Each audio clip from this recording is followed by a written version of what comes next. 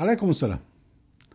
لازلنا مع التواتر القرآني، التواتر الإلهي والتواتر الشيطاني، ونتوقف مع موضوع الطاغوت. يعني إيه الطاغوت؟ هقول لك حاجة. ده فنجان قهوة عادي، ممكن تخبطه وتكسره في الأرض، لكن ممكن الشيطان بقى يقنعك بأن ده مقدس فتتوسل به وتعبده. ده إزاز وخشب عادي جدا، ممكن تبصق عليه، لكن لو كان ده موجود على ضريح أو قبر مقدس بتبوسه وتتوسل بيه وتقول هات لي المدد يا سيدي فلان وبتاع. ما الذي يقنعك بهذا؟ الطاغوت، الشيطان.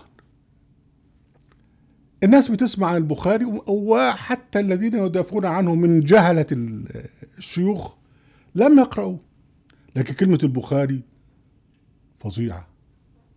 لو انت وقفت في ميدان التحرير وقلت الله يلعنك يا ابن برزدويه، ما حدش هيبص لك، لكن لو قلت الله يلعنك يا بخاري الناس هتاكلك، لأنهم الشيطان الطاغوت جعلهم يؤمنون بحاجة اسمها البخاري.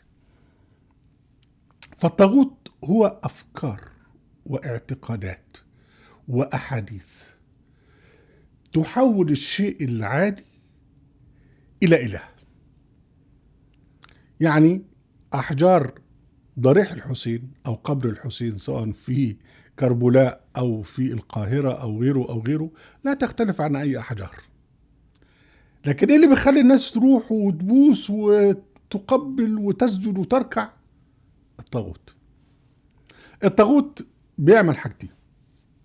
الحاجة الأولى أن هو يقنع الناس بأن الأضرحة أو المقامات أو القبور دي مقدسة، وده عمل الشيطان، وده اللي ربنا قاله في سورة المائدة 90: بسم الله الرحمن الرحيم يا أيها الذين آمنوا إنما الخمر والميسر والأنصاب، الأنصاب اللي هي القبور المقدسة اللي هي منصوبة، والأزلام رجس من عمل الشيطان فاجتنبوه لعلكم تفلحون.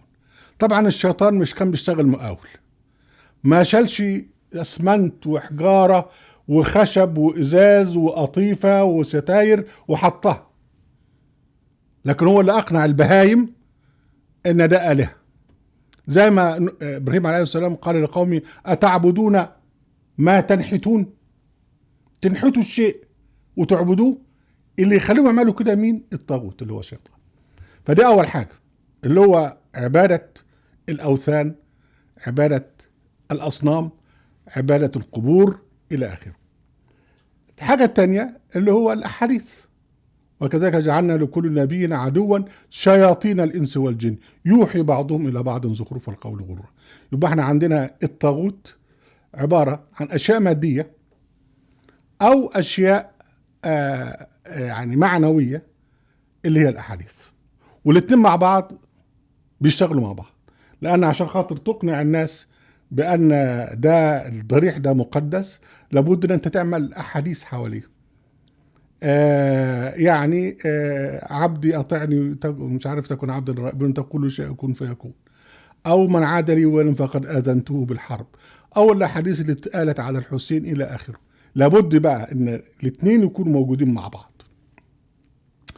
وده بقى يعني من قوم نوح لغاية دلوقتي يا راجل يا مسلم، وسيستمر، لأن شوشو الشيطان لا يقدم استقالته. فعندك تواتر إلهي في الرسالات الإلهية، وعندك تواتر شيطاني فيما يخص الطاغوت. والله سبحانه وتعالى قال في الآية 256 والآية 257 من سورة البقرة: لا إكراه في الدين قد تبين الرشد من الغي. الرشد فين؟ في القرآن. الغي فين؟ في اللي انتوا بتعملوه يا محمديين ومن سبقكم. فمن يكفر بالطاغوت ويؤمن بالله فقد استمسك بالعروة الوثقى لا انفصام لها والله سميع عليم. شوف بالك، فمن يكفر لابد انت الاول تبدأ بالكفر بالطاغوت، لابد ان تكفر بالبخاري اولا، وبالأحاديث الضالة أولا حتى تؤمن بالله وحده جل وعلا وبحديثه وحده جل وعلا. عشان كده كلمة لا إله إلا الله تبدأ بالكفر. لا إله ده كفر، إلا الله ده إيمان. إذا إيمان بإله واحد. وبعدين بعد كده الله سبحانه وتعالى يقول الله ولي الذين آمنوا يخرجوا من الظلمات إلى النور، من ظلمات الكفر إلى نور الإيمان، والذين كفروا أولياءهم الطاغوت يخرجونهم من النور إلى الظلمات، يعني من نور الفطرة إلى ظلمات الجهل والكفر. ولأن الموضوع متكرر وفيه تواتر، يقول سبحانه وتعالى في الآية 36 من سورة النحل: ولقد بعثنا في كل أمة رسولا. كل أمة كان فيها رسول، من أول نوح لغاية آخر خاتم النبيين، ومعانا الرسالة القرآن الكريم حتى الآن محفوظة إلى قيام الساعة. ولقد بعثنا في كل أمة رسولا أن اعبدوا الله واجتنبوا الطاغوت. اجتنب الأحاديث الضالة، اجتنب القبور المقدسة، اجتنب قول الزور، يعني الأقوال المزورة عن فلان عن فلان عن فلان، ده أقوال اجتنبها.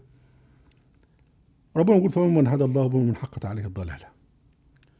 وربنا سبحانه وتعالى في سورة الزمر يقول للذين آمنوا والذين اجتنبوا الطاغوت أن يعبدوها وأنابوا إلى الله لهم البشرى فبشر عباد. من هم عباد الله؟ اللي هم الناجون يوم القيامة. قال لك الذين يستمعون القول فيتبعون أحسنه أولئك الذين هداهم الله أولئك هم أولو الألباب. وبعد كده قال سبحانه وتعالى آية 19: أفمن حق عليه كلمة العذاب أفأنت تنقذ من في النار. شوف خلي بالك، أحيانا بيبقى في حديث حلو وعسل قوي ويعجبك. ما هو بقى لما واحد يحط لك سم، مش يحط لك في حتة بتاع كده ويبقى مر، لا يحط لك في شب من العسل عشان تبلع.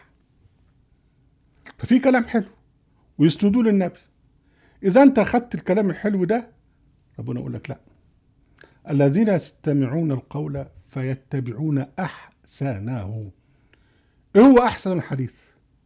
جاء في نفس السورة في الآية 23: الله نزل أحسن الحديث كتابا متشابها مثانية تقشعر منه جلود الذين يخشون ربهم.